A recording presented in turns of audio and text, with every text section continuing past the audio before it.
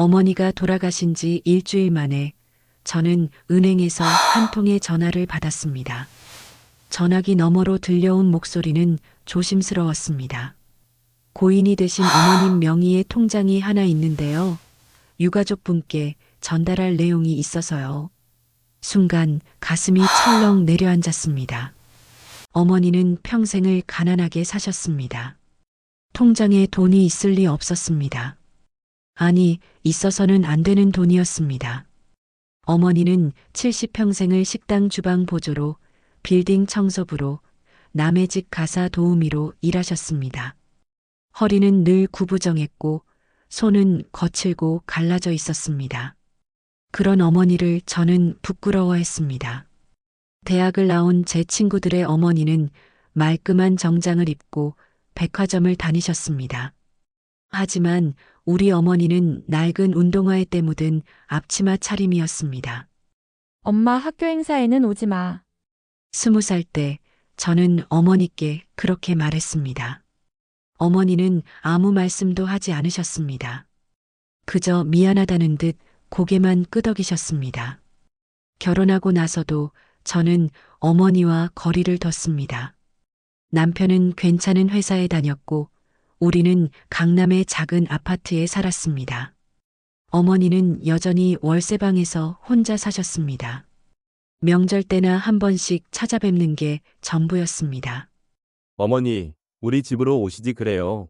남편이 몇 번 권했지만 저는 얼버무렸습니다. 엄마는 혼자 사는 게 편하대요. 거짓말이었습니다. 사실은 제가 불편했던 겁니다. 시댁 식구들 앞에서 가난한 친정 엄마를 보여주기 싫었던 겁니다. 그렇게 10년이 흘렀습니다. 어머니는 이른을 넘기셨고 몸이 많이 약해지셨습니다. 그래도 여전히 일을 하셨습니다. 엄마, 이제 그만 좀 쉬세요. 제가 용돈 드릴게요. 아니다. 괜찮다. 네가 벌기도 힘든데. 어머니는 늘 그렇게 말씀하셨습니다. 당신은 괜찮다고 걱정하지 말라고. 저는 그 말을 믿고 싶었습니다. 아니, 믿는 척 했습니다. 그게 편했으니까요. 작년 겨울 어머니가 쓰러지셨습니다. 뇌출혈이었습니다. 병원에 달려갔을 때 어머니는 이미 의식이 없으셨습니다. 의사는 말했습니다. 가족분들 빨리 부르세요. 시간이 얼마 없습니다. 하지만 부를 가족이 없었습니다. 아버지는 제가 어릴 때 돌아가셨고 오빠는 10년 전 연락이 끊겼습니다. 어머니 곁에는 저 혼자뿐이었습니다. 중환자실 유리창 너머로 어머니를 바라봤습니다. 온몸에 튜브가 연결된 작은 몸. 그제야 보였습니다. 어머니가 얼마나 작아지셨는지, 얼마나 초라해지셨는지 가슴이 미어졌습니다. 엄마, 미안해요. 제가 잘못했어요. 하지만 어머니는 끝내 눈을 뜨지 못하셨습니다. 사흘 뒤 어머니는 그렇게 떠나셨습니다. 장례는 간소하게 치렀습니다. 조문객도 별로 없었습니다. 어머니가 일하시던 식당 사장님 몇 분, 같은 동네에 사시던 할머니 몇 분, 그게 전부였습니다. 장례를 치르는 동안 저는 계속 울었습니다. 슬퍼서가 아니었습니다. 아니, 슬프기도 했지만 그보다는 후회 때문이었습니다. 왜 진작 잘해드리지 못했을까? 왜 더 자주 찾아뵙지 않았을까? 이제는 아무것도 할 수 없었습니다. 어머니의 월세방을 정리하러 갔을 때였습니다. 좁은 방 안에는 낡은 옷가지와 몇 권의 책, 그리고 낡은 가구가 전부였습니다. 서랍을 열었을 때 통장 한 권이 나왔습니다. 먼지가 쌓인 오래된 통장이었습니다. 펼쳐보니 잔액은 300만 원 정도. 평생을 모은 돈이 고작 그 정도였습니다. 가슴이 또 한 번 무너졌습니다. 그런데 일주일 뒤 은행에서 전화가 온 겁니다. 따님 되시죠? 어머님께서 남기신 통장이 하나 더 있습니다. 직접 방문해 주셔야 할 것 같아서요. 이상했습니다. 어머니가 통장을 2개나 가지고 계실 리 없었습니다. 혹시 빚이라도 있는 건 아닐까? 불안한 마음으로 은행을 찾았습니다. 창구 직원은 조심스럽게 통장을 내밀었습니다. 확인해 보시겠어요? 통장을 펼치는 순간 저는 숨이 멎는 줄 알았습니다. 잔액이 2억 3천만 원이었습니다.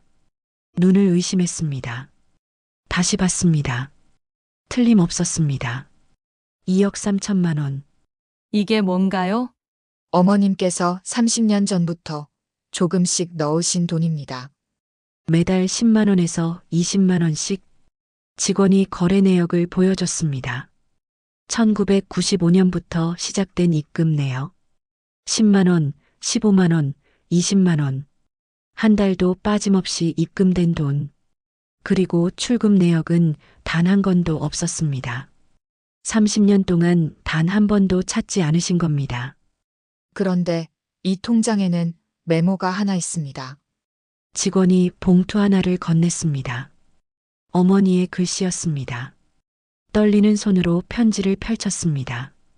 은경아, 엄마다. 이 편지를 읽고 있다면 엄마는 이미 세상에 없겠구나. 미안하다. 엄마가 가난해서, 엄마가 초라해서, 내가 창피해하는 거 다 알았어. 괜찮다. 엄마도 그랬으니까. 엄마도 너를 낳고 가난한 엄마라서 미안했어. 그래서 엄마는 결심했단다. 너한테 부끄럽지 않은 엄마가 되고 싶었어. 그래서 이 돈을 모았어. 편지를 읽는 동안 눈물이 멎지 않았습니다. 손이 떨려서 글씨가 제대로 보이지 않았습니다. 이 돈은 네가 힘들 때 쓰라고 모은 거야. 결혼할 때도 주고 싶었는데 정말 나중을 위해 참았단다. 네가 엄마한테 용돈 준다고 할 때도 받고 싶었는데 네 돈 아끼라고 안 받았어. 미안하다. 엄마가 더 잘해주지 못해서. 가슴이 찢어지는 것 같았습니다. 어머니는 평생을 굶주리듯 사셨습니다. 겨울에도 보일러를 아껴 쓰셨습니다. 여름에도 선풍기 하나로 버티셨습니다. 옷은 늘 낡은 것만 입으셨고 외식 한번 제대로 하신 적이 없으셨습니다. 그렇게 모은 돈이 2억 3천만 원이었습니다. 엄마가 바라는 건 하나뿐이야. 네가 행복했으면 좋겠어. 이 돈으로 네가 하고 싶은 거 다 해. 여행도 가고 맛있는 것도 먹고. 엄마는 그것만으로 행복해. 그리고 가끔, 아주 가끔이라도 엄마 생각해줘. 엄마는 네가 자랑스러웠어. 사랑한다. 내 딸. 편지를 읽고 나서 저는 한참을 울었습니다. 은행 창구 앞에서 소리내어 울었습니다. 사람들이 쳐다봤지만 상관없었습니다. 어머니의 삶이 보였습니다. 추운 새벽 출근길에 오르시던 뒷모습, 손이 꽁꽁 얼어도 걸레를 쥐고 계시던 모습, 허리가 아파도 참으시며 일하시던 모습, 그 모든 순간이 저를 위한 것이었습니다. 집으로 돌아와서도 저는 계속 울었습니다. 남편이 물었습니다. 여보, 무슨 일이야? 저는 대답할 수 없어 그저 통장과 편지를 내밀었습니다. 남편도 편지를 읽고는 눈시울을 붉혔습니다. 장모님이 정말 대단하신 분이셨네요. 그날 밤 저는 잠을 이룰 수 없었습니다. 어머니의 얼굴이 자꾸만 떠올랐습니다. 다음 날 저는 어머니가 일하셨던 식당을 찾아갔습니다. 사장님, 우리 엄마 얘기 좀 들을 수 있을까요? 사장님은 한숨을 쉬셨습니다. 어머니가 정말 고생 많이 하셨어요. 새벽 5시면 나오셔서 밤 10시까지 일하셨죠. 한 번도 쉬겠다는 말씀 안 하셨어요. 제가 쉬라고 해도 안 된다고, 돈 벌어야 한다고. 그렇게 힘들게 일하시면서도 항상 딸 자랑만 하셨어요. 우리 딸이 대학 나왔다고, 좋은 데 시집 갔다고. 얼마나 자랑스러워 하셨는지 몰라요. 다른 식당들도 찾아갔습니다. 어머니가 일하셨던 모든 곳을, 모든 사람들이 같은 이야기를 했습니다. 어머니가 정말 열심히 사셨어요. 딸 자랑만 하셨어요. 항상 웃으셨어요. 그제야 깨달았습니다. 어머니는 평생을 저를 위해 사셨다는 것을, 당신의 행복은 뒤로 한 채 오직 저만을 생각하며 사셨다는 것을. 한 달 뒤 저는 결심했습니다. 어머니의 돈으로 어머니를 위한 일을 하기로. 어머니가 일하시던 지역에 무료 급식소를 열었습니다. 어머니처럼 가난하게 사시는 어르신들을 위한 곳. 간판에는 어머니의 이름을 새겼습니다. 박순자 할머니의 밥상. 첫날 100명이 넘는 어르신들이 오셨습니다. 그분들의 얼굴에서 어머니를 봤습니다. 급식소를 운영하며 깨달은 게 있습니다. 어머니는 혼자가 아니었다는 것. 이 세상에는 어머니처럼 자식을 위해 평생을 희생하시는 부모님들이 너무나 많다는 것. 그리고 저처럼 그 사랑을 너무 늦게 깨닫는 자식들도 많다는 것. 어느 날 한 할머니가 제게 말씀하셨습니다. 따님이 효녀시네요. 어머니가 하늘에서 기뻐하실 거예요. 저는 고개를 저었습니다. 아니에요. 저는 효녀가 아니에요. 그저 너무 늦게 깨달은 불효자입니다. 그날 이후 제 삶은 완전히 달라졌습니다. 명절마다 급식소에서 어르신들과 함께 식사를 합니다. 어머니가 좋아하시던 음식을 만들어 드립니다. 어르신들은 어머니 이야기를 들으며 눈물을 흘리십니다. 그런 딸을 두셨으니 얼마나 행복하셨겠어요. 그 말을 들을 때마다 가슴이 아픕니다. 어머니는 행복하지 않으셨을 겁니다. 딸에게 사랑받지 못한 채 외롭게 사셨으니까요. 지금 이 순간에도 후회합니다. 어머니께 더 잘해드리지 못한 것, 더 자주 안아드리지 못한 것, 사랑해요라는 말 한마디 제대로 하지 못한 것.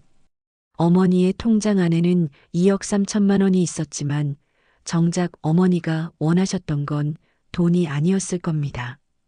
따뜻한 말 한마디, 포옹 한 번, 함께 보내는 시간. 그게 전부였을 텐데 저는 그것조차 드리지 못했습니다. 어머니가 돌아가신 지 2년이 지났습니다.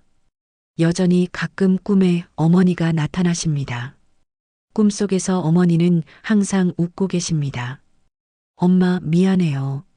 정말 미안해요. 꿈속에서 저는 계속 사과합니다. 하지만 어머니는 아무 말씀도 하지 않으십니다. 그저 제 머리를 쓰다듬어 주실 뿐입니다. 그 손길이 너무나 따뜻합니다. 급식소 벽면에는 어머니의 사진이 걸려 있습니다. 흑백 사진 속 어머니는 수줍게 웃고 계십니다. 매일 아침 그 사진 앞에서 저는 말합니다. 엄마, 오늘도 엄마가 사랑하셨던 사람들에게 밥을 주고 있어요. 엄마가 주신 사랑을 다른 사람들에게 나눠주고 있어요. 이제야 알았어요.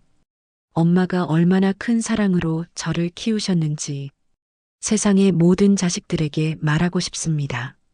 부모님이 살아계실 때 사랑하세요. 창피하고 부끄럽더라도 그분들의 사랑만은 외면하지 마세요. 돌아가시고 나면 아무것도 할 수 없습니다. 후회만 남을 뿐입니다. 저처럼 2억 3천만 원을 받고도 가슴이 무너지는 일이 없길 바랍니다. 돈보다 소중한 건 함께하는 시간이니까요. 어머니의 마지막 유산은 돈이 아니었습니다. 그것은 사랑이었습니다. 조건 없는, 끝없는, 희생적인 사랑. 그 사랑을 이제야 깨달은 제가 할 수 있는 일은 단 하나입니다. 그 사랑을 세상에 나눠주는 것. 어머니처럼 살아가는 것. 그것이 제가 어머니께 드릴 수 있는 마지막 효도일 겁니다. 당신의 부모님은 지금 어디에 계신가요? 오늘, 지금 당장 전화하세요. 사랑해요라고 말씀드리세요. 너무 늦기 전에. 저처럼 후회하지 않으시길 바랍니다. 당신이라면 어떻게 하시겠습니까?